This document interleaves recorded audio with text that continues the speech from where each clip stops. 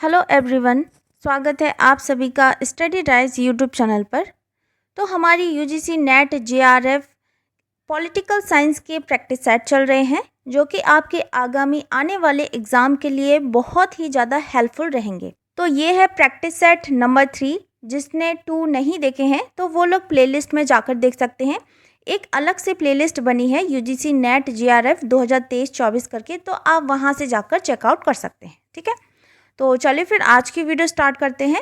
और इससे पहले जो लोग चैनल पर पहली बार आए हैं, चैनल को पहली बार विजिट कर रहे हैं, तो चैनल को जरूर सब्सक्राइब करें, साथ ही साथ बेल आइकन को भी प्रेस कर लें जिससे कि वीडियो की नोटिफिकेशन आप सभी के पास सबसे पहले पहुंच जाए। तो चलिए फिर आज की वीडियो स्टार्ट करते हैं। तो आज का जो हमारा क्वेश्चन है, बेवर की आदर्श प्रकार की नौकरशाही को विकासशील समाजों के लिए अनुपयुक्त अग्रलिखित में से किसने बताया है? तो ऑप्शन इसमें दिए गए हैं। एच साइमन ने, चेस्टर आई वर्नार्ड ने, फ्रेड डब्ल्यू रिक्स ने या फिर ड्वाइट बाल्डो ने। तो किसने बताया है? तो 51 का जो सही आंसर हो जाएगा ये हो जाएगा ऑप्शन नंबर सी, इसमें राइट आंसर होगा, यानी कि फ्रेड डब्ल्यू रिक्स। नेक्स्ट क्वेश्चन क्यों बढ़ते हैं। भारतीय संसद की आश्वासन समिति उपकरण है कार्यपालिका का नियंत्रण, न्यायिक नियंत्रण, सिविल समाज नियंत्रण या फिर वैधानिक नियंत्रण। तो भारतीय संसद की आश्वासन समिति उपकरण है। तो देखो इसमें जो सही है ये हो जाएगा ऑप्शन नंबर डी, इसमें राइट आंसर होगा, यानी कि वैधानिक नियंत्रण। तो संसद यानी कि पार्लियामेंट भारत का सर्वोच्च विधायी निकाय है। भारतीय संसद में राष्ट्रपति तथा 2 सदन होते हैं, जो एक होता है लोकसभा यानी कि लोगों का सदन, एवं राज्यसभा यानी कि राज्यों की परिषद होते हैं। तो राष्ट्रपति के पास संसद के दोनों में से किसी भी सदन को बुलाने या स्थगित करने अथवा लोकसभा को भंग करने की शक्ति है। तो इसमें जो सही है ये हो जाएगा ऑप्शन नंबर डी, इसमें राइट आंसर होगा। नेक्स्ट है क्वेश्चन नंबर 53। हर्बर्ट साइमन के अनुसार यदि कोई निर्णय व्यक्तिगत उद्देश्य की ओर निर्दिष्ट हो तो वह होता है संगठनात्मक रूप से संगत, व्यक्तिगत रूप से संगत, वस्तुगत रूप से संगत या फिर आत्म रूप से संगत। तो देखो इसमें 53 का जो सही है यह ऑप्शन नंबर बी, इसमें सही हो जाएगा। हर्बर्ट साइमन के अनुसार यदि कोई निर्णय व्यक्तिगत उद्देश्य की ओर निर्दिष्ट हो तो वह क्या होता है? ये होता है व्यक्तिगत रूप से संगत होता है। ठीक है, तो इसमें जो सही है ये ऑप्शन नंबर बी। अगला है प्रश्न, लाइन और स्टाफ के कार्य में अंतर करने का सर्वाधिक तार्किक मापदंड क्या है? तो कार्यात्मक संबंध है, अधिकार संबंध है, कार्यों का समूहीकरण है या फिर विभागीकरण है? तो 54 का जो सही है ये ऑप्शन नंबर बी, अधिकार संबंध है। क्या है? अधिकार संबंध। नेक्स्ट क्वेश्चन क्यों बढ़ते हैं। केंद्रीय सतर्कता आयोग किसकी सिफारिश पर स्थापित हुआ था? प्रथम प्रशासन सुधार आयोग, Gorwala committee report, Kripalani committee report या फिर संथानम कमेटी रिपोर्ट। तो देखो इसमें क्या दिया है, केंद्रीय सतर्कता आयोग किसकी सिफारिश पर स्थापित हुआ था? तो 55 का जो सही आंसर है ये हो जाएगा ऑप्शन नंबर डी, इसमें राइट आंसर होगा।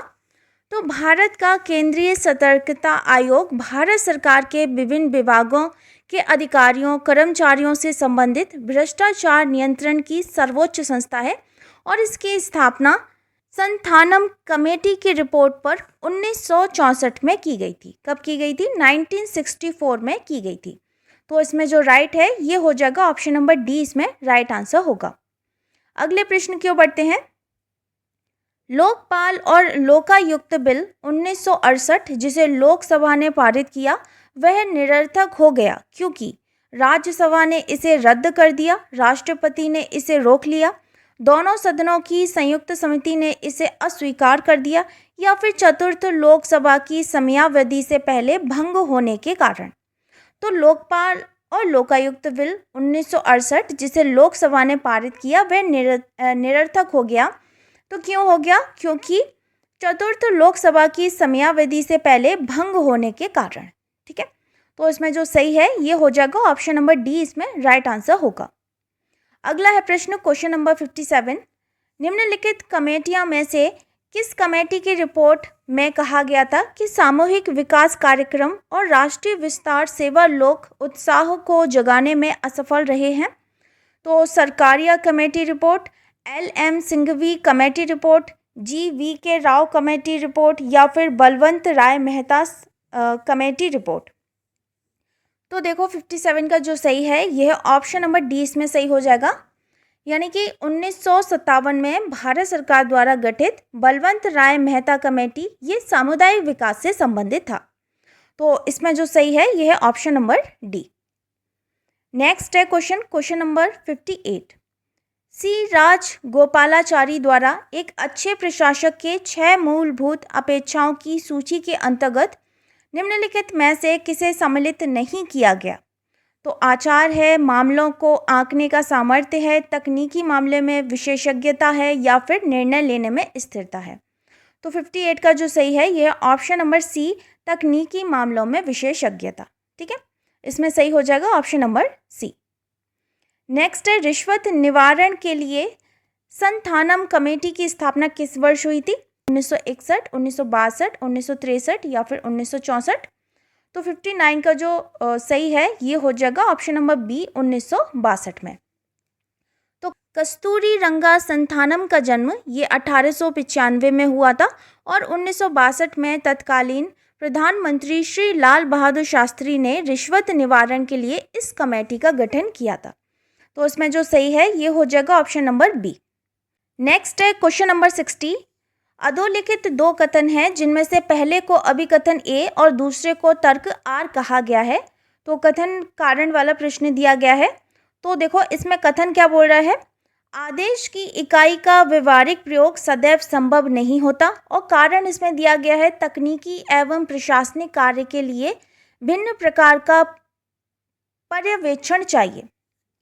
तो इसमें जो सही है, देखो 60 का जो सही है ये हो जाएगा ऑप्शन नंबर ए, इसमें राइट आंसर होगा, यानी कि ए और आर दोनों सत्य हैं और ए का आर का सही स्पष्टीकरण है। ठीक है, तो यानी कि इसमें दोनों ही सही दिए गए हैं। तो इसमें जो सही है ये ऑप्शन नंबर ए इसमें राइट आंसर होगा।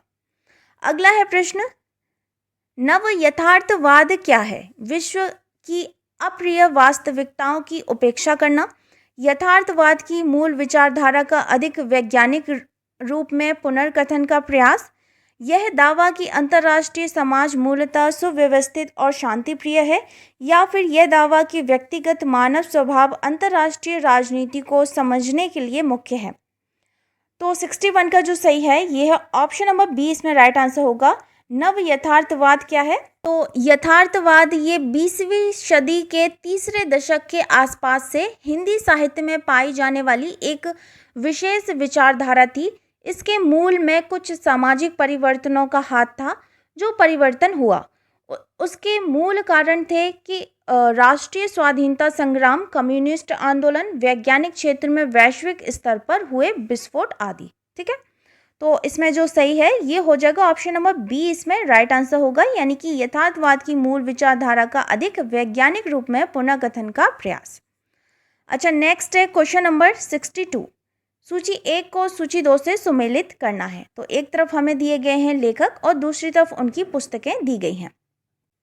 तो सबसे पहले है ये है हैडले वुल, इनकी पुस्तक का नाम है ये है एनार्कियल सोसाइटी। दूसरा है नोअम चॉम्स्की, तो इनकी जो पुस्तक का नाम है ये है फेल्ड स्टेटस। क्या है? Failed status.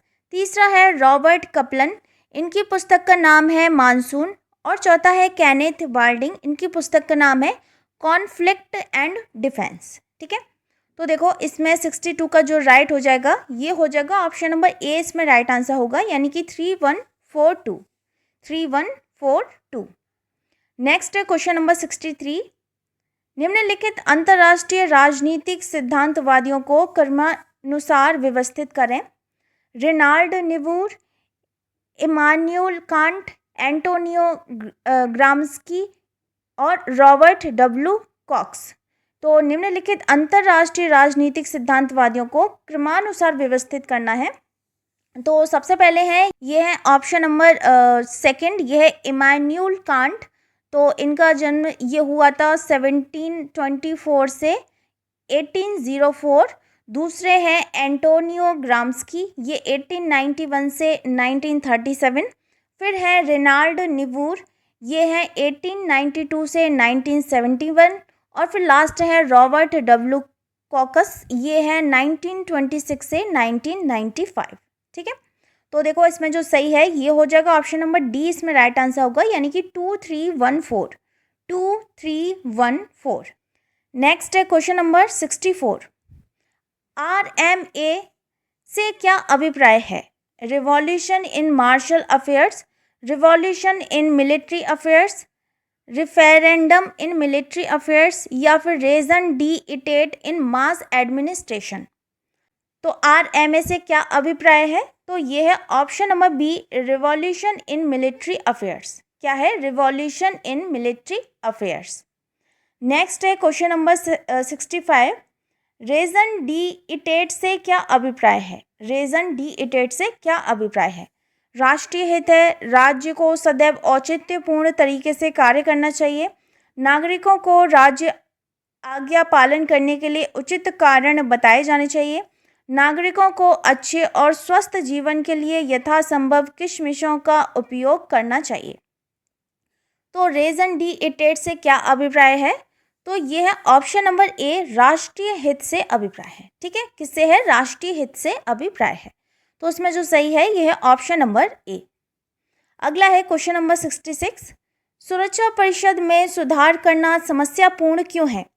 स्थायी सदस्यता के विस्तारण के कारण, निर्णय लेने में कमी होना, कोई भी वर्तमान स्थायी सदस्य अपने पद को छोड़ने के इच्छुक नहीं होते हैं, किसी भी संभाव्य नए स्थायी सदस्यों के लिए अविवादास्पद केस बनाना मुश्किल होता है, या फिर उपयुक्त सभी। तो 66 का जो सही है देखो ये हो जाएगा ऑप्शन नंबर डी, इसमें राइट आंसर होगा, यानी कि सुरक्षा परिषद में सुधार करने का समस्यापूर्ण क्यों है? तो देखो फर्स्ट वाला भी है, सेकंड वाला भी है और थर्ड वाला भी है। तो इसमें जो सही है ये हो जाएगा ऑप्शन नंबर डी, इसमें राइट आंसर होगा। अगला है क्वेश्चन नंबर 61। संरचनात्मक समायोजन कार्यक्रमों की अपेक्षा होती है। गरीब देशों की सरकारों को निजीकरण तथा अन्य उदारवादी उपायों को अपनाना चाहिए। कमजोर अर्थव्यवस्थाओं के राज्यों को गरीबों को ज़्यादा संसाधन पुनः वितरित करने चाहिए, या फिर गरीब देशों के सरकारों को सभी बदसूरत तथा शीर्ण इमारतों को तोड़ देना चाहिए, या फिर अल्प निष्पत्ति वाले देशों को पथ्य आहार पर रहना और तंदुरुस्त रहना चाहिए। तो इसमें 67 का राइट आंसर क्या होगा? तो ये क्या बोल रहा है क्वेश्चन? संरचनात्मक समायोजन कार्यक्रमों की अपेक्षा होती है। तो देखो इसमें जो सही है ये है ऑप्शन नंबर ए, इसमें राइट आंसर होगा, यानी कि गरीब देशों की सरकारों को निजीकरण तथा अन्य उदारवादी उपायों को अपनाना चाहिए। अगले प्रश्न की ओर बढ़ते हैं। वर्ष 1955 में आयोजित बैंडुंग परिषद में निम्नलिखित में से किसके प्रतिनिधियों ने भाग लिया था? तो 22 एशियाई देश, 80 अफ्रीकी एशियाई देश, 26 अफ्रीकी देश, या फिर 29 अफ्रीकी एशियाई देश। तो वर्ष 1955 में आयोजित बैंडुंग परिषद में कितने प्रतिनिधियों ने भाग लिया था?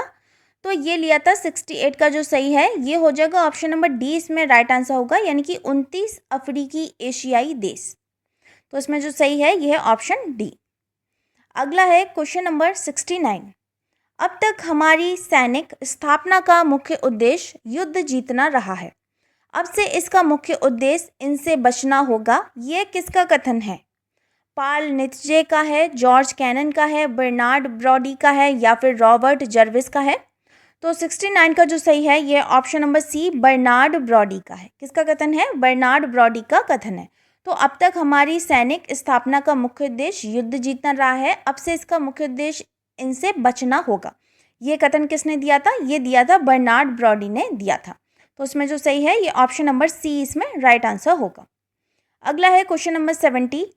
निम्नलिखित संधियों और समझौतों को क्रमानुसार व्यवस्थित करें, नीचे दिए गए कूट से उत्तर का चयन करें।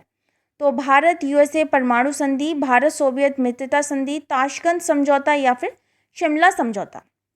तो देखो 70 का जो सबसे पहले जो हुआ था ये हुआ था ताशकंद समझौता हुआ था। ताशकंद ये समझौता हुआ था 1966 में। कब हुआ था? 1966 में। दूसरा हुआ है ये भारत सोवियत मित्रता संधि, ये 1971 में भारत सोवियत मित्रता संधि। फिर है शिमला समझौता हुआ, ये हुआ 1972 में, 1972 में। फिर है भारत यूएसए परमाणु संधि, ये हुआ है 2005 में। ठीक है, तो इस तरह से इसका जो सही आंसर हो जाएगा ये हो जाएगा ऑप्शन नंबर ए, इसमें राइट आंसर होगा 3241। 3241। नेक्स्ट है क्वेश्चन नंबर 71। SORT का विस्तृत रूप बताएं। Strategic offensive reduction treaty, stat organization replan treaty, strategic order recognization treaty, या फिर सिक्योरिटी ऑर्गेनाइजेशन रिप्लान ट्रीटी। तो सॉर्ट का विस्तृत रूप क्या होता है, यानी कि SORT, इसका विस्तृत रूप क्या होता है, ये होता है option number A, strategic offensive reduction treaty. तो स्ट्रैटेजिक ऑफेंसिव रिडक्शन ट्रीटी ये 24 मई 2002 को मॉस्को में रूस के राष्ट्रपति व्लादिमीर पुतिन और अमेरिका के राष्ट्रपति जॉर्ज डब्ल्यू बुश के बीच हुई संधि समझौते का एक प्रारूप है। तो इसमें जो सही है ये ऑप्शन नंबर ए, इसमें राइट आंसर होगा। अगला है क्वेश्चन नंबर 72। निम्नलिखित में से कौन सा अभिकथन सत्य है? भारत ने NPT पर हस्ताक्षर किए, चीन ने NPT पर हस्ताक्षर नहीं किए, भारत और पाकिस्तान ने NPT पर हस्ताक्षर नहीं किए हैं, और NPT पर ईरान, नॉर्थ कोरिया ने हस्ताक्षर किए हैं। तो इसमें हमें बताना है कि ये जो अभिकथन दिया गया है तो इसमें से सत्य कौन सा है। ठीक है, इसमें से सत्य कौन सा है? तो देखो 72 का जो सही हो जाएगा ये हो जाएगा ऑप्शन नंबर सी, इसमें राइट आंसर होगा, यानी कि भारत और पाकिस्तान ने NPT पर हस्ताक्षर नहीं किए हैं। और फोर्थ है NPT पर ईरान, नॉर्थ कोरिया ने हस्ताक्षर किए हैं। तो इसमें जो सही है यह ऑप्शन नंबर सी, इसमें राइट आंसर होगा। अगला है प्रश्न, निम्नलिखित में से कौन से अभिकथन सही हैं? तो हमें बताना है इनमें से कौन से अभिकथन सही दिए गए हैं। तो देखो सबसे पहले है ये है भारत रीजनल कोऑपरेशन के लिए इंडियन ओशन रिम एसोसिएशन का सदस्य है। IORARC ये पाकिस्तान के साथ अच्छे संबंध स्थापित करने में मदद करता है। तीसरा है ये विशेष आर्थिक क्षेत्रों को परिभाषित करता है, या फिर हिंद महासागर में जल दस्युता नहीं है। तो इसमें जो सही है, इसमें जो राइट आंसर होगा ये हो जाएगा ऑप्शन नंबर सी, इसमें राइट आंसर होगा, यानी कि 1 और 3 सही है। 73 का क्या है, ऑप्शन नंबर सी इसमें होगा सही आंसर, 1 और 3 इसमें राइट आंसर होंगे। ठीक है, नेक्स्ट है क्वेश्चन नंबर 74। बुराई की धुरी एक उक्ति है जिसका प्रयोग जानबूझकर जॉर्ज डब्ल्यू बुश ने 2002 में किसका बोध करवाने के लिए किया था? ईरान, उत्तरी कोरिया और इराक, तालिबान, अलकायदा और लेट, क्यूबा, वेनेजुला, निकारागुआ, या फिर पाकिस्तान, अफगानिस्तान, श्रीलंका। तो 74 का जो सही है यह है ऑप्शन नंबर ए, ईरान, उत्तरी कोरिया और इराक। तो बुराई की धुरी एक उक्ति है जिसका प्रयोग जानबूझकर जॉर्ज डब्ल्यू बुश ने 2002 में किसका बोध करवाने के लिए किया था? तो ईरान, उत्तरी कोरिया और इराक का। नेक्स्ट है क्वेश्चन नंबर 75 और आज का लास्ट क्वेश्चन है। मार्टिन बेट ने अंतर्राष्ट्रीय राजनीति की 3 दार्शनिक परंपराओं पर बल दिया है, वे हैं, तो कौन कौन से हैं? यथार्थवाद, उदारवाद, मार्क्सवाद। ऑप्शन बी है यथार्थवाद, बुद्धिवाद, क्रांतिवाद। ऑप्शन सी है अतिवाद, यथार्थवाद, धर्म, या फिर ऑप्शन नंबर डी है नव यथार्थवाद, नव उदारवाद, या फिर रचनात्मकवाद। तो बताइए इसमें से राइट आंसर क्या होगा? तो देखो इसमें जो सही है ये हो जाएगा ऑप्शन नंबर बी, इसमें राइट होगा, यानी कि यथार्थवाद, बुद्धिवाद और क्रांतिवाद। तो मार्टिन वेट का जन्म ये हुआ था 1955 में, अमेरिका में हुआ था। वे हार्वर्ड यूनिवर्सिटी में राजनीति विज्ञान के प्रोफेसर हैं। उन्होंने राजनीति की 3 दार्शनिक परंपरा बतलाई, तो कौन कौन सी थी? ये थी यथार्थवाद, बुद्धिवाद और क्रांतिवाद। ठीक है, इन पर तीनों पर बल दिया गया था। तो इसमें जो सही है ये हो जाएगा ऑप्शन नंबर बी, इसमें राइट आंसर होगा।